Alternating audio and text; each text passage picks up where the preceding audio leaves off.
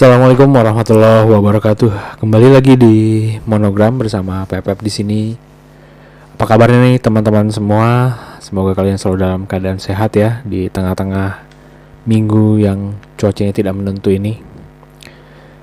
Dan gue akan menemani kalian setiap hari Rabu dan Sabtu dengan cerita-cerita horor ataupun narasumber yang membagikan ceritanya di sini. Kalau kalian suka dengan konten seperti ini, jangan lupa untuk subscribe dan nyalain lonceng notifikasi biar kalian gak ketinggalan video terbaru dari Monogram. Dan buat kalian yang pengen jadi narasumber, yang pengen menceritakan langsung pengalaman bisnis kalian di studio, kalian bisa langsung aja DM ke Monogram Production ataupun DM ke Instagramnya Bang Didin ya. Nah, jika kalian punya cerita horor tapi tidak bisa datang ke sini, kalian bisa tulis cerita kalian melalui Google Form yang nanti linknya gue cantumin di kolom deskripsi. Di video kali ini gue akan kembali membacakan sebuah cerita. Ini lanjutan sebelumnya, cerita dari Dioseta yang berjudul Wewe Gombel Itu Ibuku part kedua. Gue mau nge-recap dulu yang video sebelumnya, yang part pertama ya, yang dimana Aji ini setelah kedua orang tuanya meninggal yang disebabkan oleh si Wewe Gombel, si Aji ini memilih untuk menjadi seorang pengamen yang hidup di jalanan ya. Dan di mana Wewe Gombel itu datang kembali saat Aji sedang dalam bahaya. Jadi Aji pada saat itu berurusan dengan preman yang menguasai tempat itu. Tiba-tiba Wewe Gombel yang disebut Aji adalah Mak Wewe tiba-tiba datang menolong Aji dan menyebabkan banyak korban jiwa di situ. Sampai pada akhirnya si Aji saat ini berada di sebuah panti asuhan. Nah, apakah Mak Wewe ini datang lagi ke panti asuhan ini? Penasaran kan? Untuk itu gue minta kalian siapkan nyali kalian, duduk yang manis karena cerita akan segera kita mulai.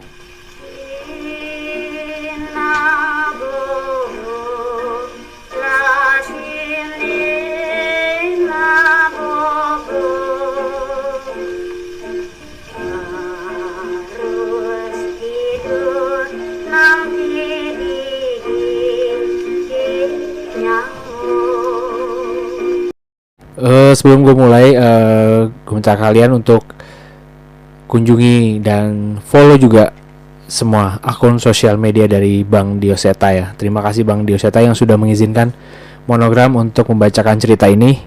Kalian bisa mampir di channel YouTube-nya, di Twitter-nya, di Instagram-nya, di karya karsanya juga banyak buku-buku yang ditulis atau cerita-cerita horor yang ditulis oleh Bang Dioseta ini. Kalian jangan lupa mampir ya. Nanti semua linknya dari Bang Dioseta ini gue cantumin di kolom deskripsi.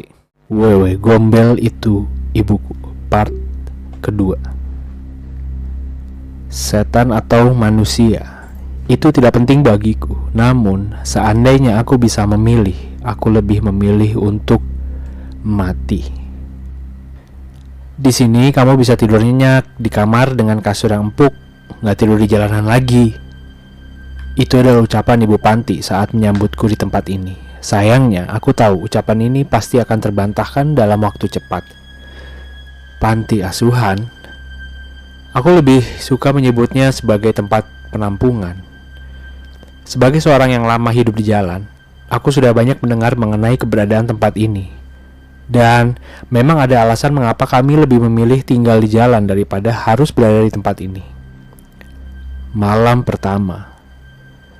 Aku berpikir setidaknya malam pertama bisa kulalui dengan beristirahat setelah kejadian mengerikan yang terjadi kemarin. Sayangnya, angan-anganku hancur seketika saat dua orang anak laki-laki yang bertubuh besar. Itu, kasurnya di situ, ucap salah seorang dari mereka sambil menunjuk ke arahku. Tanpa berkata-kata, mereka menghampiriku dan membongkar barang-barangku.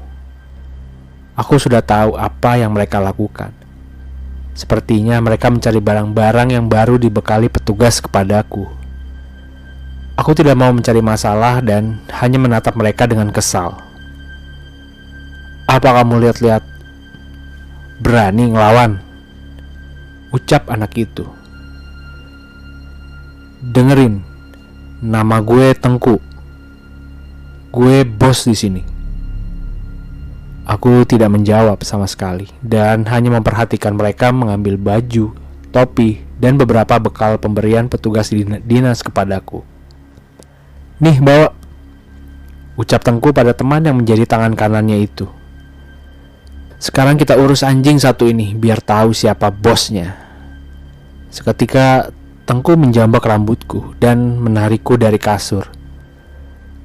Sudah, kalian kan sudah ambil apa yang kalian mau. Lepasin gue, ucapku. Tengku dan temannya tidak membalas ucapanku dan terus menarikku keluar sambil tertawa. Semua anak-anak di ruangan hanya menatap ketakutan melihat kejadian ini. Sepertinya mereka juga pernah merasakan apa yang terjadi padaku saat ini. Enggak, jangan. Kalian jangan keterlaluan, ucapku yang seketika menjadi ciut setelah melihat kemana Tengku membawaku. Sebuah bangunan tua di belakang panti asuhan yang sepertinya sudah lama tidak ditempati. Sini, masuk lu. Semua anak baru harus tidur di sini, ucapnya. Bangunan itu terdiri dari beberapa kamar dengan bekas gosong terlihat di dinding dan atapnya yang tidak lengkap. Di tengah gelapnya bangunan ini, Tengku menarikku ke arah sebuah tempat di dekat tangga yang ternyata merupakan sebuah kamar mandi. Sebuah ruangan sempit yang dipenuhi dengan sarang laba-laba tanpa adanya jendela selain ventilasi dari atas pintu. Jangan, tolong jangan, ucapku memohon. Melihatku ketakutan, Tengku dan temannya malah tertawa dan mengurungku di dalam kamar mandi dan mengunci dari luar dengan kayu kecil yang diganjalkan di pintu. Sepertinya mereka sudah mempersiapkan ini semua. Saat pintu kamar mandi tertutup dan cahaya mulai hilang, aku menangis tak mampu menahan rasa takutku. Bahkan tempat ini lebih mengerikan dari hutan dan jalanan tempatku pernah tinggal. Suara tawa Tengku terdengar begitu puas saat mendengar tangisanku. Tak lama setelahnya, suara tawa itu terdengar mulai menjauh. Jangan tinggalin gue di sini. Tolong, ucapku sambil menggedor-gedor pintu, namun sama sekali tidak ada tanggapan dari mereka. Aku terus menggedor dan berteriak berharap ada seseorang yang mendengar suaraku. Sayangnya, setelah sekian lama, hanya keheningan yang menghiasi tempat ini. Aku meringkuk ketakutan di ruang kecil yang berbau pesing ini. Setiap detik di sini terasa begitu panjang. Tidak ada sedikit pun celah cahaya bisa masuk ke ruangan ini. Entah sudah berapa lama aku berada di tempat ini, hingga semakin lama aku mulai merasakan sesuatu yang tidak wajar.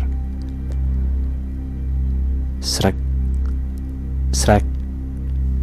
Di tengah kegelapan, aku mendengar suara seperti sesuatu yang diseret dengan lambat.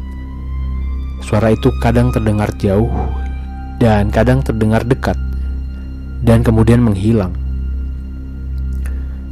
Saat itu juga hembusan angin dingin seperti terasa menyentuh leherku. Rasa ketakutan yang sudah lama tidak pernah kurasakan kini kembali muncul. Selang beberapa lama, kembali terdengar lagi suara yang berbeda. Kali ini seperti langkah kaki dan sebatang kayu yang membentur lantai. Seperti suara seseorang yang berjalan menggunakan tongkat. Sama seperti sebelumnya, kadang suara itu terdengar di dekatku, namun tiba-tiba terdengar jauh. Aku terus menutup mataku walau saat ini membuka mata pun hanya kegelapan yang pekat yang dapat kulihat. Suara tangis sesegukanku seperti terdengar ke seluruh bangunan. Sebagian rasa takutku di ruangan ini dan sebagian lagi karena ingatanku akan kehilangan orang-orang yang berharga bagiku kemarin. Suasana mencekam ini terus berlanjut hingga tiba-tiba sesuatu seperti menetes dari atas langit-langit kamar mandi ini. Mulanya, aku tidak memperdulikan tetesan air yang beberapa kali menyentuh tubuhku ini. Mungkin itu pipa saluran air yang bocor. Sampai suatu saat aku sadar, bahkan Air keran di kamar mandi ini pun sudah kering tanpa ada lagi air yang mengalir. Seharusnya tidak ada air dari atas sana. Aku yang penasaran, akhirnya memutuskan untuk menoleh ke atas. Dan saat itu juga jantungku terasa ingin lepas dari tempatnya. Rupanya ada lubang yang menghubungkan kamar mandi ini dan plafon atas bangunan. Dan saat ini di sana sedang menggantung sebuah kepala wanita berambut panjang dengan leher yang panjang keluar dari langit-langit.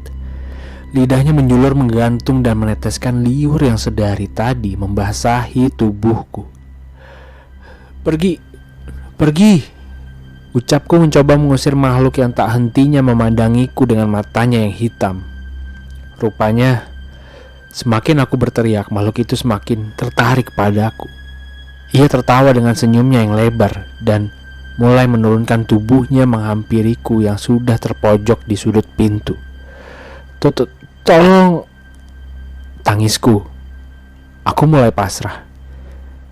Namun saat makhluk itu semakin mendekat, tanpa ku ketahui sebabnya, tiba-tiba dia berhenti, seolah merasa ketakutan. Hal itu bersamaan dengan munculnya rasa dingin yang semakin menusuk tubuhku. Makhluk yang menatapku diam tanpa berani mendekat. Namun tatapannya saja sudah cukup untuk membuatku hampir tidak bisa bergerak.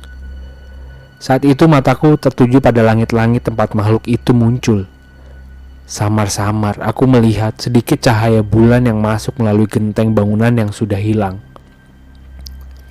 Aku menarik nafasku, mengumpulkan keberanian dan mencoba memanjat dinding kamar mandi yang kecil ini dan naik ke atas demi sedikit cahaya, sekaligus meninggalkan makhluk yang tetap tak bergerak itu di dalam kamar mandi.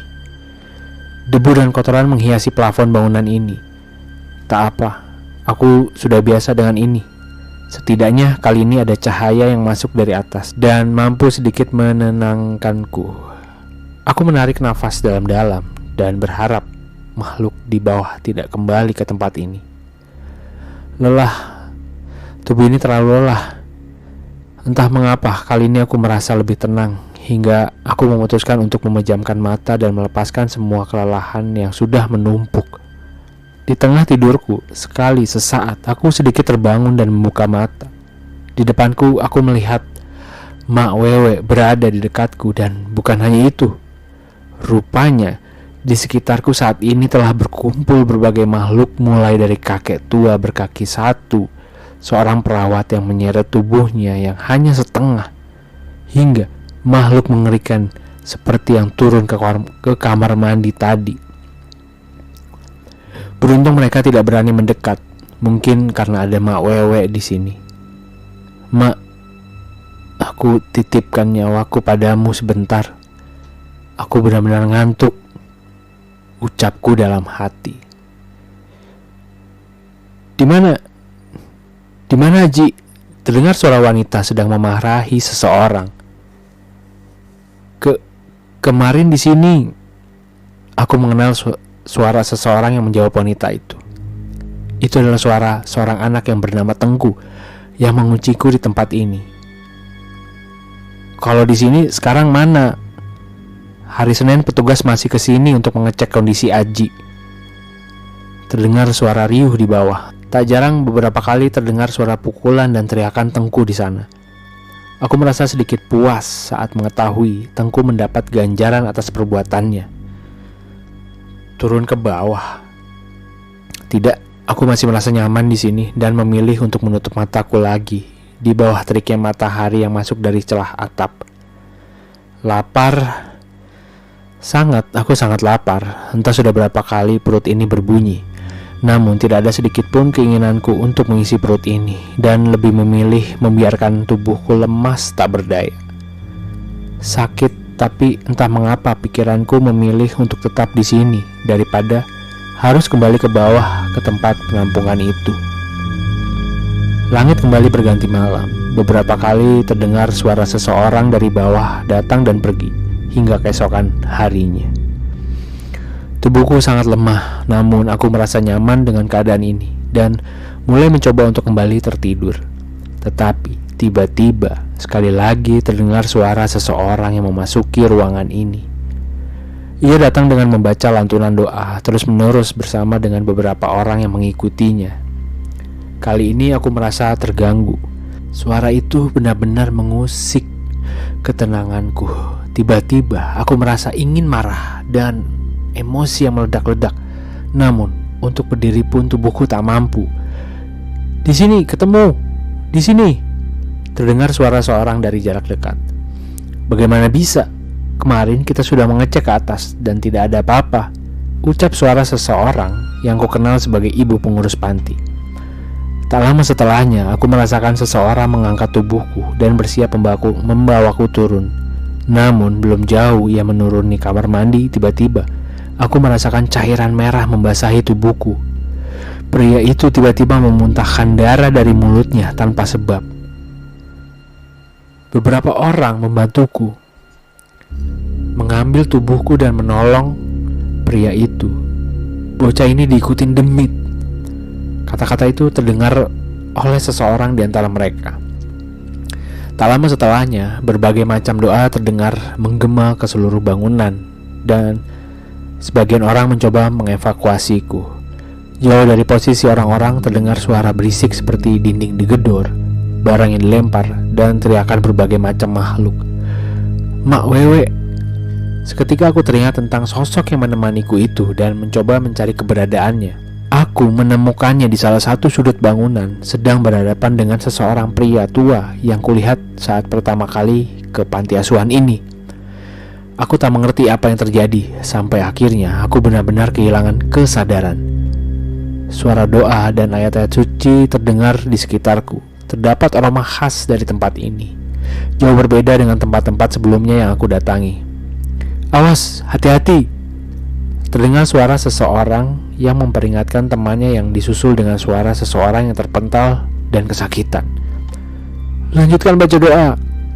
Saya tidak apa-apa," balas seseorang yang sepertinya baru saja mendapat serangan. Sekali saat itu, aku mendengar suara raungan.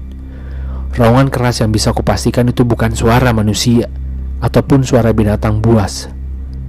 "Mak Wewe." Aku teringat suara itu.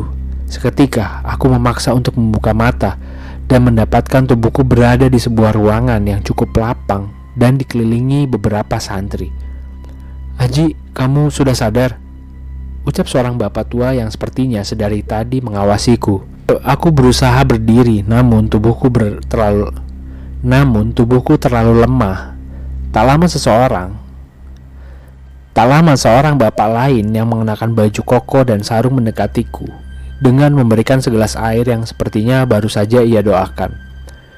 Dengan air yang kuminum, sedikit tenagaku kembali pulih dan pikiran-pikiran aneh yang selama ini menyelimutiku tiba-tiba menghilang. Air ini tidak hanya melegakan tenggorokanku, tapi sepertinya membawa kekuatan lain. "Saya Tarmin, panggil saja Pak Tarmin." Aku mengangguk dan kembali meminum air dari gelas yang masih berada di genggamanku. "Kamu tahu makhluk itu?" tanya Pak Tarmin sambil menunjuk ke arah sebuah dinding di mana beberapa santri terlihat mengelilinginya. "Mak Wewe," jawabku sambil menatap sosok yang memang sudah ku ketahui sejak dulu. "Sepertinya dia ngikutin kamu sejak lama ya?" tanya Pak Tarmin yang duduk di sebelahku, sementara semua orang di sana kembali membaca doa.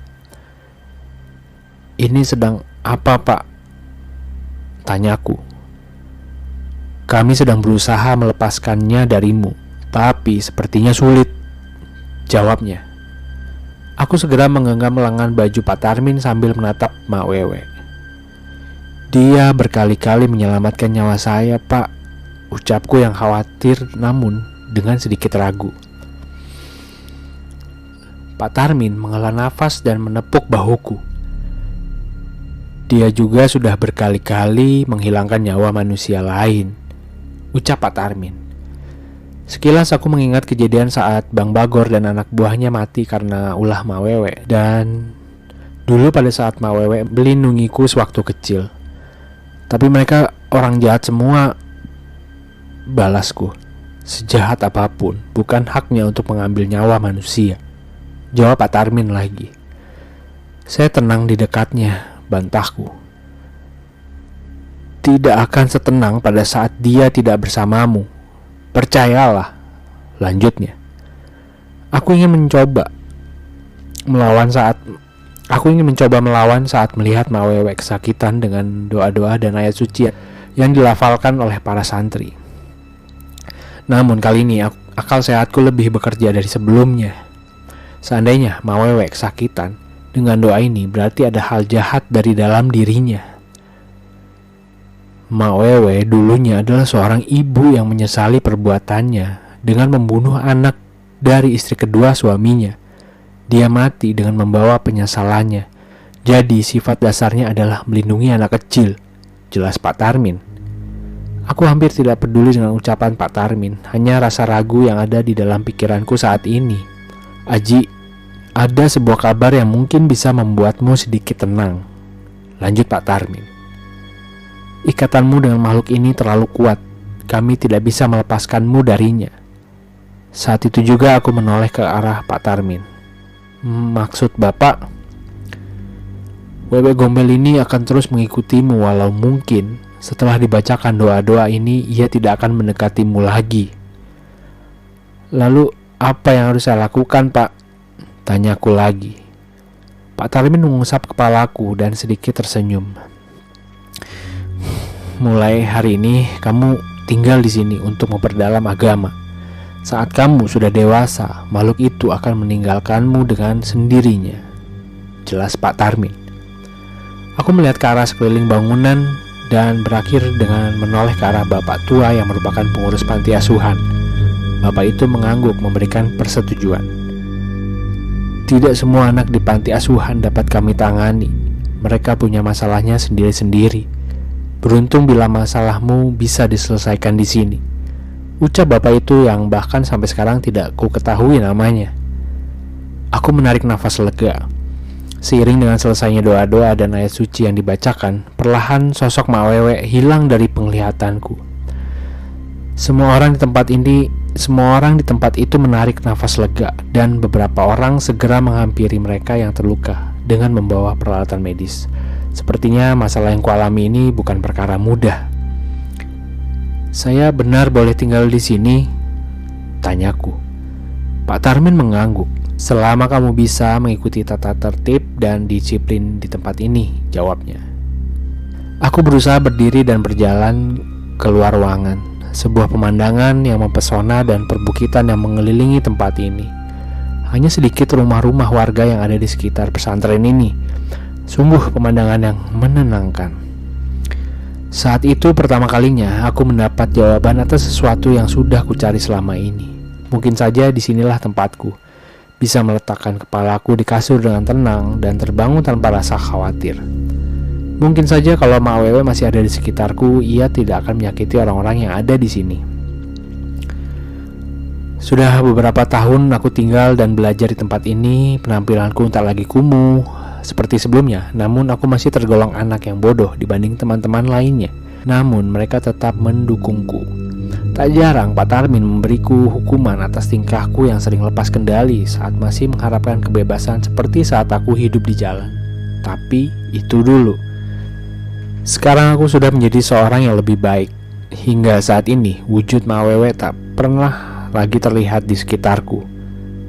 Keberadaannya memang sudah tidak pernah kurasakan lagi. Mungkin ia bisa meninggalkanku setelah melihatku bisa hidup dengan tenang. Atau malah ia pergi meninggalkanku yang sudah mulai beranjak dewasa. Dan pergi menjadi sosok anak kecil lainnya yang teraniaya untuk ia asuh lagi. Tamat. Ya, itu tadi cerita dari Dioseta yang berjudul Wewe Gombel Itu Ibuku part kedua. Jadi akhirnya sosok yang selalu mengikuti si Aji ini perlahan menghilang ya, karena si Aji pun mulai beranjak dewasa dan ia sudah tidak pernah lagi melihat sosok dari Mak Wewe ini. Buat kalian semua, jangan lupa untuk kunjungi dan follow akun sosial medianya Mas Dioseta ya. Ada Twitternya, Instagramnya, YouTube-nya. Jangan lupa buat kalian untuk dukung karya-karya dari Mas Tio Seta ini di Karya Karsa, atau kalian bisa mendengarkan sambil membaca langsung melalui Karya Karsa. Bisa juga, nanti linknya gue cantumin di kolom deskripsi semuanya ya. Dan gue ingetin sekali lagi, kalau kalian ingin jadi narasumber di Monogram Production, kalian bisa langsung DM ke Instagramnya Monogram Production ataupun Instagramnya Bang Didin ya. Dan buat kalian yang punya cerita tapi tidak bisa hadir di studio, kalian bisa langsung tuliskan cerita kalian melalui Google Form. Buat pengguna Spotify, kalian jangan lupa juga untuk mampir di Spotify Monogram Production Ngobrol Mistis ya. Mungkin sekian episode kali ini. Terima kasih banyak Mas Tio Seta yang sudah mengizinkan kami membacakan ceritanya. Terakhir, gua Pepe undur diri. Assalamualaikum warahmatullahi wabarakatuh.